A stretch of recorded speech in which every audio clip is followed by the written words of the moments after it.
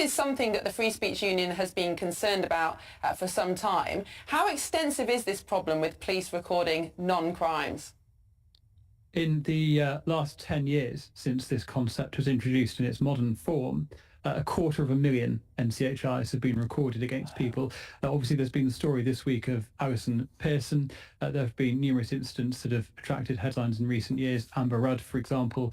There have been ludicrous cases that have crossed our books, so we have helped our members get NCHIs removed from their record. But it's absolutely endemic, and it is not slowing down. You mentioned the case of Amber Rudd, who of course was Home Secretary under Theresa May. Her Conservative Party conference speech was registered as one of these things by some left-wing activist, and of course she's not particularly seen as being even on the centre-right of the Conservative Party these days. But what does that actually mean? If someone reports something you, I, or a former Home Secretary says, and it goes off to the police, is there any means of recourse? I mean, do people know if someone has submitted or complained about something they've said? You are now supposed to be notified, but we do not think that that is happening consistently. And for a very long time, people have not been notified, and it was not the practice that they ought to be notified.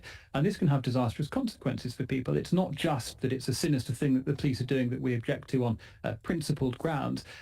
It has disastrous effects for people's jobs. If you apply for a job that requires an enhanced DBS check, for example, you might only learn during that process that an NCHI has been recorded against you, which might then lead to a job offer being withdrawn. So this is something that is blighting people's lives. It is not just something the police ought not to be doing. It is causing real and tangible harm to people. And as we've seen, this practice is continuing despite guidance introduced by Suella Braverman that many police forces seem essentially to have flagrantly disregarded, and the number of NCHIs recorded is ticking up every day.